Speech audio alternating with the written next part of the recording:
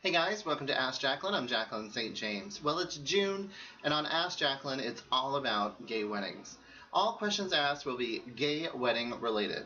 Here's a question from Steven this week from Bridge City, Texas. When my older sister got married last year, our parents paid for most of her wedding, and her fiance's folks took care of most of the rehearsal dinner and some other incidentals. I think my sister and her fiance also covered some of the wedding-related costs themselves. Now that my partner and I are planning a ceremony, we're wondering whether it's okay for me to approach my parents about paying for my wedding too, and if it is, what do I say? Well, Stephen, the bad news is that there is no established etiquette regarding who pays for same-sex weddings. But that's also the good news. There are no rules here. So what do you have to lose by asking them? I mean, you really don't have anything to lose. They say no, well, there's your answer. Start by taking a good look at your joint finances first. Think about how much you can spend on your ceremony yourselves. Talk amongst you and your partner and see what you guys can do on your own. Many, if not most, gay couples do pay for their weddings and receptions on their own. Either because they're marrying later in life, or family members aren't entirely comfortable with the notion of gay unions, or they prefer the level of comfort that comes with paying their own way. Okay, then what you need to do is before you schedule that conversation with the parents, you and your partner need to be clear about what you're going to be asking for. I mean, do you expect a blank check with your parents agreeing to pay for everything you want, no matter how lavish your event becomes? Good luck with that. Are you hoping for a specific contribution so you can use that number as part of your budget when you're planning your wedding?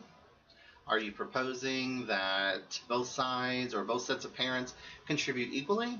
Or are you asking that your parents be hosts of the party in their honor, ceding most of the control of the event and all of its cost to them? Those are all very different requests, so think carefully about what you'd like to have as the outcome here. When you're ready to talk to your parents, I suggest that you raise the subject gently and don't mention paying for your sister's wedding, at least not right away anyway. After all, they may have saved for years for her wedding, never thinking they'd be paying for their son's wedding too. Their own financial position is likely to be different today from when your sister was planning her big day. I mean, as a result, they may not be able to help, even if they want to.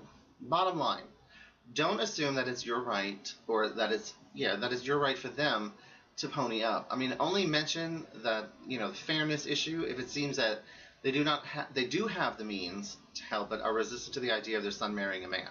That's about the only time that I would bring that subject up. I'd be like, hey, listen. Okay? Keep in mind that even among heterosexuals, the tradition of the bride's parents footing the entire bill for her wedding is way fading into a distant memory.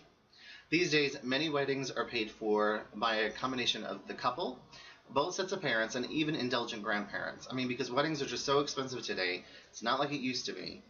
Sometimes close friends may even contribute also.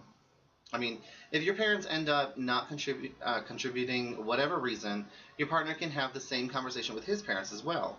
Or you can decide to foot the bill yourselves.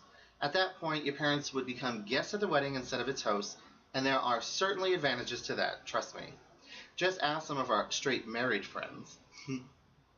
Well, I do hope this helps you, Stephen, and I'll see you next week with more wedding etiquette answers for you. Bye for now.